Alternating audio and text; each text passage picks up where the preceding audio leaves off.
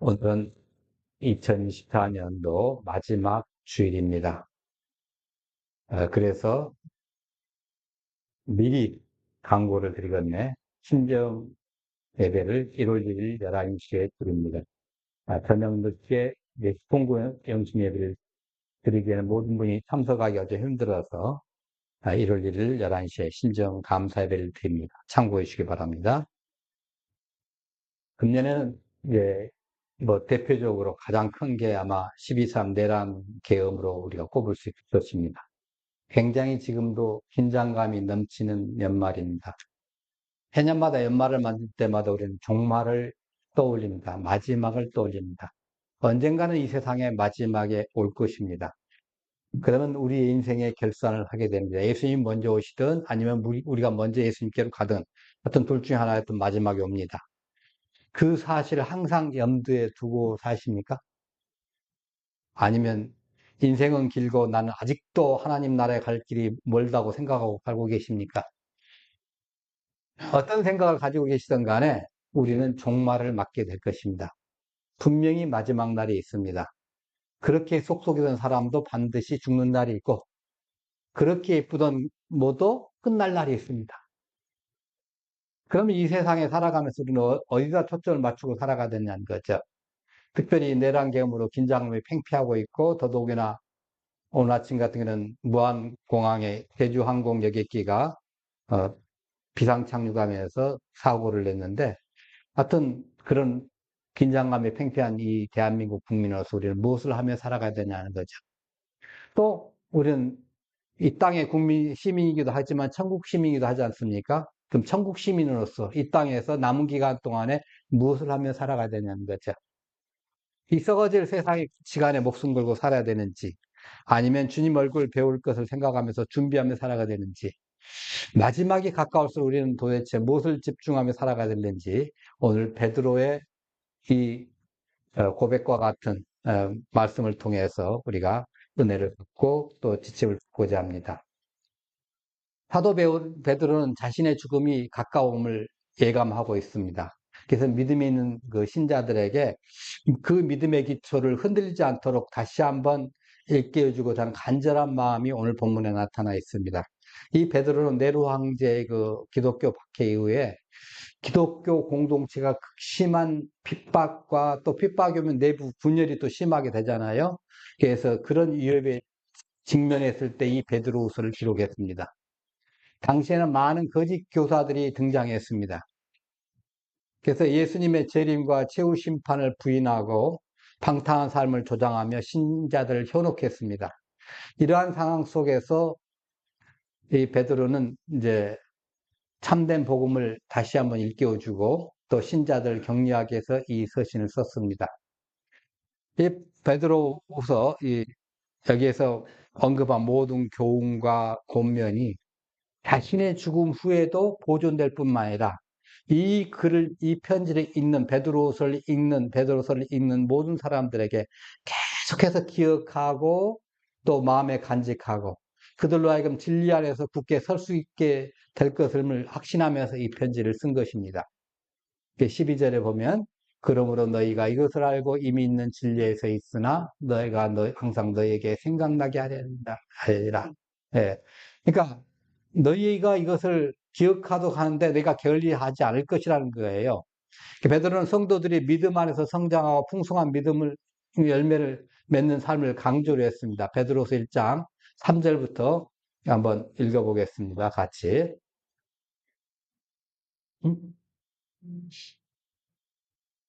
네, 같이 한번 보겠습니다. 그의 신기한 능력으로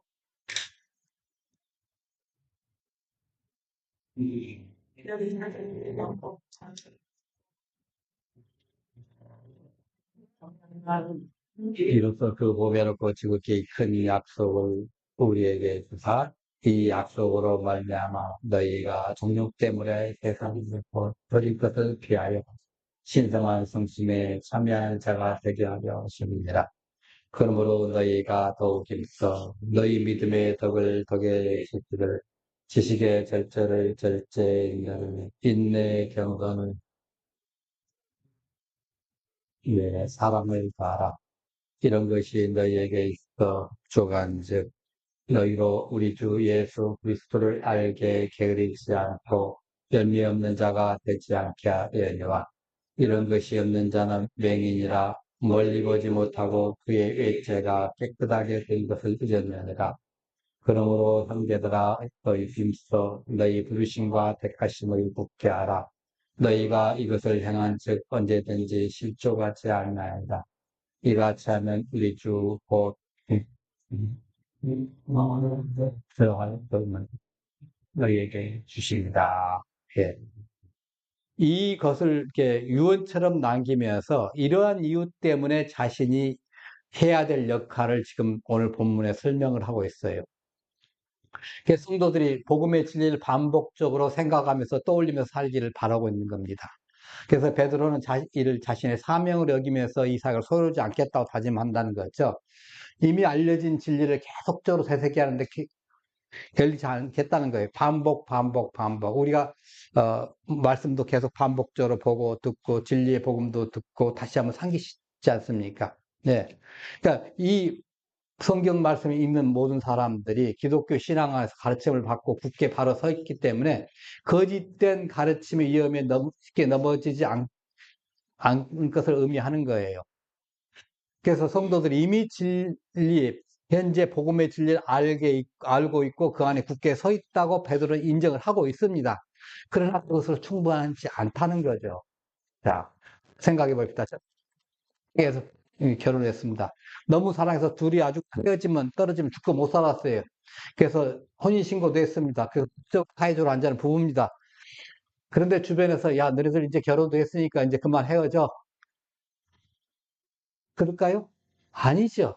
어찌되었든 함께 가정을 꾸리고 계속 더 사랑을 이루고 또 행복한 가정을 살도록 주변에서 도와줄 거 아닙니까? 그게 어른들이 할 일이라는 거죠. 결혼으로 따진다면 그렇게 된 거죠. 결혼한 당사자들은 행복이 넘치는 가정을 위해서 지속적으로 서로 믿고 사랑과 헌신을 계속 하도록 만들 것이에요. 베드로는 바로 그런 역할을 하겠다는 거죠. 네, 너희가 십자가의 복음을 믿음으로 받아들이고 그것을 믿음으로 말하면 하나님 나라의 백성이 되었으니까 이제는 하나님 나라의 백성이 이 땅에 살면서 그 복음의 진리를 계속적으로 생각하면서 진리 속에서 살도록 하겠다는 거예요. 그게 베드로는 자기가 마지막 날까지 주님 앞에 부름받는 그 순간까지 해야 될 일이라고 생각한다는 거죠. 그걸 지금 얘기하면서 기억과 반복의 중요성을 강조하는 거예요. 꼭 기억하고 반복하라는 거예요. 뭘? 진리의 복음을. 믿음은 지속적인 상기와 반복적 훈련을 통해서 유지되고 강화되는 거예요. 이거 한번 예전에 십자가의 복음 들었으니까 이제 안 들어도 되겠지? 아니에요. 계속 들어야 돼요. 그래서 에베소 1장 13절에 그렇게 얘기합니다. 그 안에서 너희도 진리의 말씀, 에베소 1장 13절입니다. 한참, 예.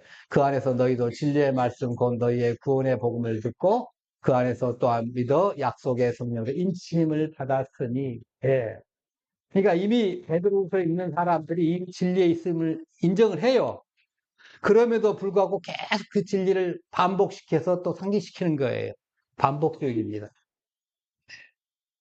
항상 진리를 기억하고 부지런히 애써서 진리 가운데 굳게 서 있게 하라는 거예요. 그래야만 이단 사설이 와가지고 올 때라도 흔들리지 않겠다는 거죠. 13절에 이렇게 말합니다. 내가 이 장막에 있을 동안 너희를 깨워 기억하게 하는 것이 옳다고 생각한다는 거예요. 네. 여러분, 이 장막이라는 것은 문자적으로 고대 근동의 유목민족이 임시적으로 거기했던, 사용했던 천막입니다. 지금도 몽골 지방에 보면 개비라고 해가지고, 이렇게 천막 생활 하지 않습니까? 예. 그렇게 사는 거예요. 베드로는 자신의 그 육체적 삶을 음유적으로 이 장막에 비유했어요. 물론 베드로뿐만 아니라 사도 바울도 그렇게 비유했죠. 이 장막집을 벗어날 때 그 무슨 소리입니까? 내가 이 육체를 벗어나 하나님 나라에 갈 때라는 소리죠. 인간의 삶은 더덥고 임시적입니다. 여러분, 아무리 위대한 일을 하고 대단한 사람이라 할지라도 그 묘비명에 보면 여러분, 저기, 묘비를 많이 보셨잖아요. 보면 어떻게 해요? 몇 년, 몇 월, 며칠 행, 그리고 그 다음에 몇 년, 몇 월, 며칠 죽음. 그 가운데 잘해봤자 하나가 있고, 뭐, 이렇게 짝대기 하나. 아무리 위대한 일을 했더라도 이거 하나예요. 길지 않아요. 아무리 일을 했으니까 너는 한 6m 정도 길게 빼라든가 이런 게 있어요. 똑같아요. 네. 몇 살에 살든 몇 살에 저기 몇 년 동안 살았 상관없이 그게 네. 그리고 조금 있으면 다 잊혀지는 겁니다. 네. 베드로는 자신의 삶을 장막으로 표현하면서 이것이 임시적으로 덧없음을 인식하는 거예요. 자신의 죽음이 곧 다가올 것을 예감까지 한 겁니다. 여러분, 세상의 가치관에만 의존하는 사람들은 살아있는 동안에 무엇을 하겠습니까? 누가복음 12장에 보면 예수님께 나와가지고 어떤 사람이 나와가지고 우리 형제하고 유산 다투는 문제를 가지고 지금 고민인데 좀 이거 좀 해결해 달라고 그러는 거예요. 그래서 예수님 대답을 이렇게 하십니다. 탐욕에 대해 경고를 이렇게 하시면서 누가복음 12장 15절에 같이 봅니다. 삼가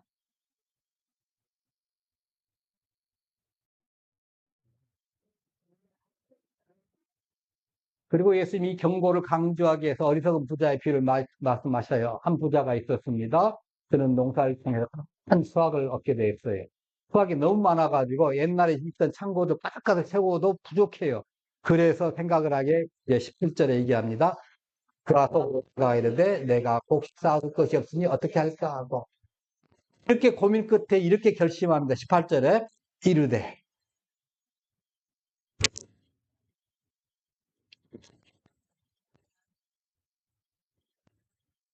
그래서 그는 더 큰 창고를 지어가지고 자신의 모든 재산을 안전하게 보관하고, 보관하고 또 앞으로의 삶을 즐기기로 이렇게 생각합니다. 그래서 자신에게 스스로 말하는데,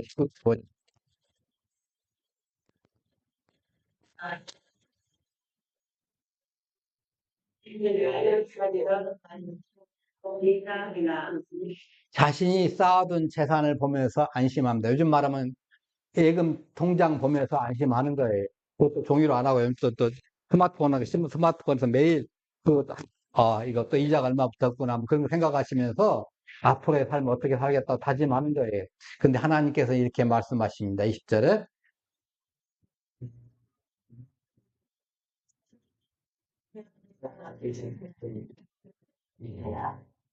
여러분 하나님께서는 그가 자기의 생명을 통제할 수 없다고 지적하시는 거예요. 여러분 내 목숨이 내 것입니까? 만일 내 목숨이 내 것이라면 내가 마음대로 할 수 있어요. 근데 내 목숨이 내 것이 아니에요. 마음대로 할 수 있다고 착각하지 마세요. 그래서 물질적 소유가 아무 의미가 없을 것을 경고를 하십니다. 대개의 사람들은 살아있는 동안에 마지막 날 올 것을 생각하지 않고 그 의지하지 않고 탐욕을 부립니다. 네. 베드로는 살아있는 동안 죽음을 예감했어요. 그래서 무언가를 하려고 하는데 성도들이 항상 영적으로 깨어있도록 돕겠다 하는 거예요. 이건 뭐 신앙의 각성을 촉구하면서 적극적인 행동을 하겠다고 이렇게 말씀한 거예요. 그래서 그들이 기억하도록 계속 기억하도록 성도들이 진리를 잊지 않도록 기억하도록 하겠다는 거예요. 이게 베드로의 목회적 열정을 여기서 볼 수가 있는 거죠. 자신의 죽음을 앞두고 있어요. 근데 신자들에게 남기는 마지막 강구와 권면을 하겠다는 거예요. 너희 복음의 진리에서 떠나지 말라.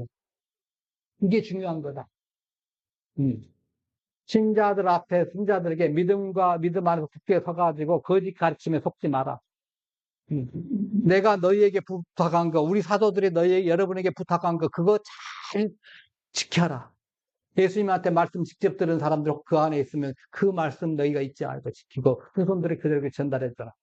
그래서 예수님의 재림과 영광스러운 나라를 소망하면서 살아가라고 권면하는 겁니다.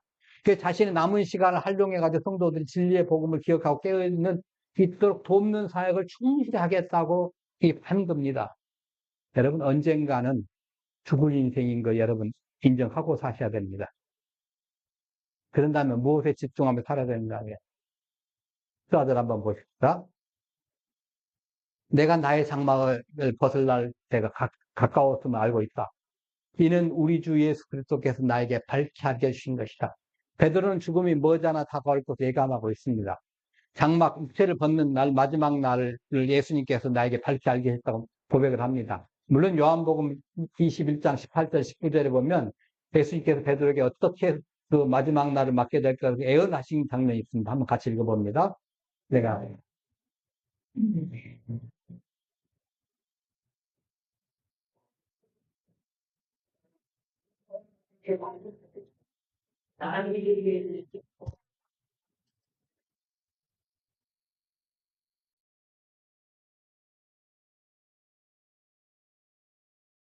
이 말씀을 하시고 베드로에게 이르시되 나를 따르라 하시니. 예. 예수님께서는 베드로의 노년의 순교를 예고하셨습니다. 베드로는 요한이 복음서를 기록하기 전부터 이미 알고 있었잖아요. 직접 들었으니까. 초대교회에서도 베드로의 순교에 대한 예언으로 사람들이 다 이해하고 있었어요. 이는 베드로 그렇게 그걸 염두에 두고 살아온 사람입니다. 예수님이 부활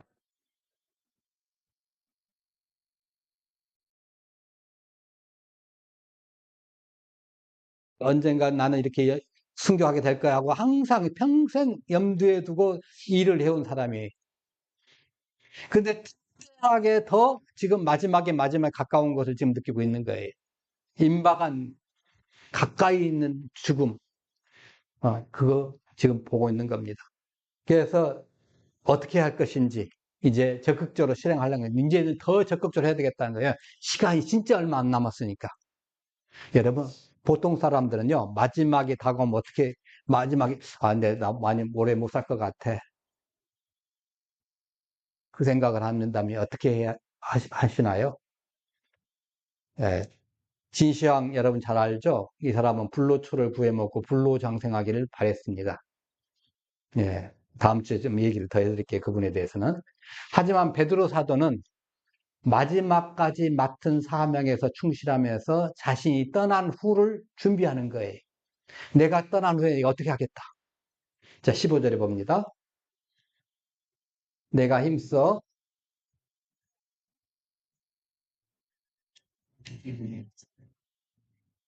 예. 그러니까 자신의 죽음 이후에도 성도들이 진리를 기억하도록 기억하는데 준비하는데 이거 힘쓰겠다는 거예요. 단순한 죽음이 아니라 하나님께로 이제 돌아가는 거지 않습니까? 이 땅에서 죽음이란 익숙했던 것과의 강제적인 결별입니다. 여러분, 사람들은요, 죽음이 느닷없이 찾아오지 않고 예고하고 앞으로 당신 한 3일 후에 죽을 거야 하고 누가 와가지고 친절한 저승사자가 와가지고 예고해주고 3일 후에 애들 다 이틀 후에 이제 애들 다 모아놓고 유언하고 멋있게 짱하고 이렇게 죽을 줄로 착각하고 있어요. 그런 분들 진짜 몇 분 안 계십니다. 웬만큼 기도해가지고는 그런 복은 없습니다. 여러분, 여러분, 곳에서는요, 온받침 집을 나선 수많은 사람들이 다시 돌아오지 못합니다. 아까 기도 제목 말씀드렸듯이 아침 비행기를 타고 어딘가를 가려고 비행기를 탔던 사람 중에 상당수가 지금 왔지 않습니까? 그분이 뭐 죽으려고 그 비행기를 탄 건 아니잖아요. 네. 죽음이란 게 이거예요. 아침에 나온 집, 저녁에 다시 못 들어가면. 그것이 죽음이에요. 무지 생각할 거 없습니다. 저녁에 자다가 내일 아침에 깨어나서 일어나지 못한 거. 이게 죽음이에요. 네. 내 개인적인 공간이 다른 사람 위해서 다 열리고 관리되는 것이 죽음이에요. 죽은 후에는 내가 평생 품어왔던 집착과 삶의 흔적이 금고 속 물건이나 뭐 남긴 일들 세상에 다 드러나지 않습니까? 이 사람이 평생 뭐 하고 하고. 그래서 우리가 평생 익숙하게 머무르던 그 자리, 이 모든 것 순식간에 남의 것이 돼버립니다. 이게 죽음이에요. 아무리 내가 철저하게 했다 할지라도 그 마무리 못한 것들이 후임이라든가 다른 가족들라든가 여기에 경제적, 정신적 부담이 될 수 있어요. 결국 죽음이란 대개는 막 100%는 아닙니다만 작별 인사조차 나누지 못하고 떠나가는데 네. 바로 그렇기 때문에 주어진 시간을 바로 써야 합니다. 자기만을 위해 살면 주변 사람들이 고통받습니다. 네. 그래서 죽어갈 때, 죽음을 맞이할 때 후회가 따를 수밖에 없습니다. 우리가 이기적으로 산다면 가족들마저 나아가 전 국가적으로 오랜 시간 고생하게 될 겁니다. 사람에 따라서는. 이기적으로 살면 그렇게 되잖아요. 지금 이상한 사람들 때문에 우리가 고생하고 있지 않습니까? 예, 이기적으로 살다 보니까 자기만 쳐다보고 사는 사람들 때문에. 우리가 추구해야 될 모습이 뭡니까? 다른 사람과 후손을 위해서 나누고 베풀며 사는 거예요. 어떤 상황이라도 마지막까지 나를 통해서 다른 이들에게 생명을 나눌 수 있는 귀한 존재, 남을 살리는 그 생명나무와 같은 유실수 같은 그런 그리스도인이 돼야 되는 거예요. 여러분, 대학병원 응급실 같은 분위기라고 저는 생각합니다. 요즘에 대한민국 분위기가. 이때 대한민국 국민으로서 우리는 무엇을 염두에 두고 살아야 되겠습니까? 지금 우리 사회가 12.3 내란 개헌에서 사회적 혼란이 발생하고 그 해결을 위해서 이렇게 해야 된다, 저렇게 해야 된다고 난리를 났잖아요. 그런데 이걸 생각해야 돼요. 하나는 대학병원 응급실에 가면 뭐부터 생각합니까? 뭐 순서 따라가지고 합니까? 가장 2급한 것부터 하지 않습니까? 2급한 거. 그게 첫째예요. 예. 순서 따라가지고 접수하고 접수 순서대로 기다리고 뭐하고 그러다 돌아가십니다. 그러니까 가장 2급한 것부터 처리하는 거예요. 지금 우리나라의 상태가 지금 그렇다는 거예요. 저는 그렇게 봅니다, 지금. 이걸 해야지. 안 그러면 안 되는 거죠. 여러분, 아무리 그런 말 있지 않습니까? 아무리 고루 맡겨봤자 살이 안 된다고. 예. 그래서 많은 목소리가 있지만은 저는 그렇게 생각합니다. 우리는 지금보다 훨씬 멀리 봐야 된다는 거예요. 50년, 100년 뒤에 우리의 후손들이 지금 저기 있는 저 어린아이들이 우리와 같은 나이가 됐을 때 정말 50년 전에, 60년 전에 정말 그때 어른들이 제대로 판단해가지고 우리에게 이런 복된 나라를 물려주셨구나. 이렇게 감사하며 살 수 있게 해야 된다는 거예요. 안 그렇습니까? 맞잖아요. 그래서 내 앞의 것만 바라보고 결정을 하면 안 되잖아요. 네. 그때 나라가 군국주의 국가로서 못 살게 되는지, 식민주의 나라가 되는지, 아니면 자유민주주의 국가가 돼가지고 잘 살게 되는 선진국에 들어가 있는지, 지금의 우리의 선택에 따라 달라 있는 거예요. 네. 그때 우리 후손들이, 우리 선대들이 정말 지혜로운 결정을 했고, 정말 그때 필요적시하게 용기를 보여주셨다. 이렇게 세계 자랑스러워하는 조상들이 돼야 되는 거예요. 대한민국 국민으로서는. 네. 그 다음에 우리가 베드로가 항상 죽음을 염두에 두고 매사 임했던 것처럼 우리도 항상 죽음을 늘 염두에 두고 매일매일 먼 훗날을 바라보며 살아야 되는 거예요. 신앙적으로 볼 때 또 하늘나라의 백성으로 볼 때 또 이게 어떻게 살아야 될까 봅니다. 그러니까 베드로는 자신의 죽음 이후에 성도들이 진리를 기억할 수 있도록 준비하고 있었지 않습니까? 그래서 서신과 같은 기록물을 통해서 이어졌고 그의 열정이 단순히 현재의 사역에 머물지 않고 내 죽음 후에도 성도들이 신앙을 잘 이루도록 그 신앙생활이 잘 할 수 있도록 그걸 돕겠다. 이것이 하늘나라를 향하는 사람, 천국을 향하는 사람, 본향을 향하는 사람들의 바른 길이에요. 네, 우리 히브리서 11장 14절로 16절 한번 같이 봅니다.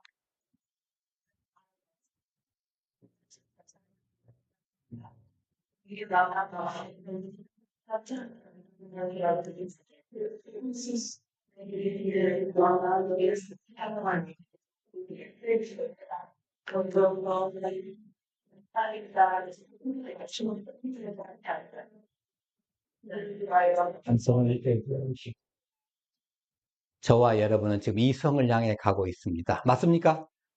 예, 여러분. 베드로는 자신이 이 장막을 벗어날 것을 말하면서 예수님을 위해서 순교할 것을 지금 예감하고 있습니다. 실제로 베드로는 네로 황제 박해 때 로마에서 십자가형을 받고 순교했다고 전해집니다. 그러면서 하는 말이 자신은 십자가에 이렇게 못 박힐 자격도 없다. 날 거꾸로 해라. 발을 위로 하고 머리를 밑으로 하고 그렇게 밖에 합니다. 베드로는 자신의 죽음 이후에도 신자들의 믿음 안에서 굳게 서도록 하기 위해서 이미 알고 있는 진리를 반복해서 상기한 것이 중요하다고 강조를 하고 있습니다. 여러분 한번 생각해 보셔요. 이 베드로서를 읽는 사람 중에 상당수는 물론 이방인도 읽겠지만 상당수는 유대인들입니다. 유대인들은 구약 성경을 어머니 뱃속에서부터 듣고 있는 사람들이에요. 구약에 메시아가 오면 어떻게 할 것이다. 그것이 다 아는 사람들입니다. 그런데 또 거기다가 그리고 그 위에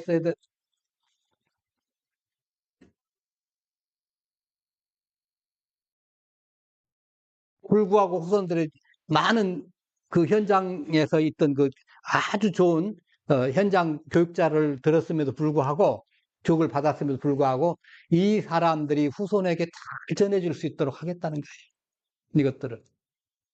네. 자기의 살아있는 동안뿐만 아니라 자기가 죽은 후에도 믿음의 길에서 벗어나지 않도록 최선을 다해서 진리를 일깨워주고자 하는 겁니다. 베드로는 그 사역을 자신에게 주어진 사명으로 수용하고 충성을 했습니다. 여러분, 송년주일을 맞아가지고 금년 한 해를 잘 마무리하는 거 중요합니다. 그러나 한 해의 마무리에만 그쳐서 할 수 있어요. 나는 아니라고 생각하십니까? 아닙니다. 여러분, 세상에 오는 것은 순서가 있어도 가는 것은 순서가 없어요.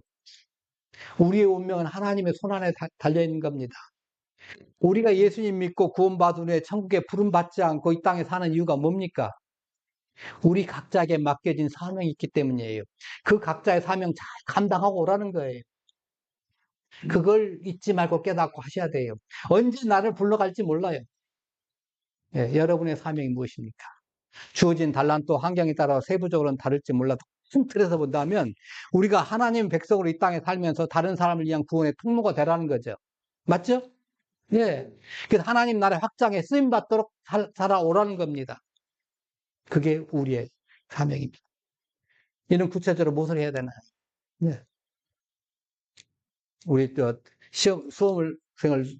시험을 준비하는 이제 사람들 생각합니다. 이 시험을 통과돼서 뭐가 될 것이다 하면 하잖아요. 되는 것에 초점 맞추지 말고 그렇게 하나님께서 나를 해서 그 위치에 되게 한다면 이렇게 하겠다. 네. 나라를 위해 쓰겠다. 이번에 내란 때 합동 참모장이 뭐라고 했어요? 거절했잖아요. 잘못된 명령, 대통령의 잘못된 명령 거절했지 않습니까? 왜? 나라를 위해서. 자기 옷벗을 각오를 한 거죠. 목숨 걸고 거절한 거예요. 항명한 거죠. 나라를 위해서 하겠다. 네. 자, 여러분. 이것처럼 우리가 육신에 있을 때, 이 땅에 마지막에 있을 때 해야 될 거, 이거 좀 해야 된다는 거죠. 그래서 구원받은 후에도 끊임없이 말씀 배우고 묵상하고 영적으로 성장하기 위해서 노력해야 합니다. 내년엔 여러분들 개인 단체 카톡을 통해서 더 많은 말씀을 좀 이렇게 전해드리려고 좀 준비를 하고 있습니다. 기도해 주시길 바랍니다. 어떤 세상의 유혹과 나태함에 빠지지 않도록 서로 격려하고 진리 안에서 굳건히 서로 해야 돼요. 우리 현대 복잡한 사회 때문에 일주일에 한 번밖에 와서 예배를 못 드립니다만은 많은 시간 하나님의 말씀과 하나님의 은혜 가운데 우리가 살아야 돼요. 네. 우리의 육체는 한계가 있는 임시적인 장막입니다. 이 땅의 삶은 잠깐이죠. 그렇지만 이 땅의 삶을 통해서 영원한 본향을 향해서 본향을 향한 여정임을 기억을 하고 영원한 가치에 우선순위를 두고 살아야 됩니다. 우리의 삶은 언젠가는 끝납니다. 길든 짧든 여러분 100년 안에 아마 여기 있는 두 어린아이 빼놓고는 다 돌아가실 것 같은데 물론 우리 청년들은 가능할 수 있어요. 너무 섭하게 생각하지 마세요. 그럼 넉넉 잡고 한 200년 합시다. 200년 안에 대부분이 다 하나님 나라에 가 있을 거예요. 근데 우리가 남긴 믿음의 유산은 우리의 다음 세대에 영향을 미쳐요. 맞죠? 네. 그거 어떻게 해야 되는 거죠? 우리 베드로처럼 우리의 삶을 하나님의 영광을 드러내고 다음 세대가 믿음 안에서 바로 설 수 있도록 그렇게 본을 보이며 살아야 된다는 거죠. 대한민국 국민으로서 그리고 하늘나라의 백성으로서 두 가지 다 해야 되는 거예요. 현재의 삶이 영혼을 준비하는 과정이에요. 오늘의 삶이 내일을 위한 준비잖아요. 네. 베드로는 자신의 죽음을 앞두고도 복음 전파의 삶을 잊지 않았습니다. 그래서 맡겨진 복음 전파하고 이 사람들이 복음을 듣고 그 복음 속에 있는 복음을 깨닫고 그 사랑 안에서 행복하게 살기를 바란 거예요. 복음 안에서 행복한 삶을 살기를 바란 거 우리 후손들이 다음 세대에게 믿음의 유산을 전달하기 위해서 우리의 최선을 다하십시다. 그래서 이것을 계획 세우면서 새로운 한 해를 준비하는 귀한 기간 되기를 간절히 축원합니다. 네, 우리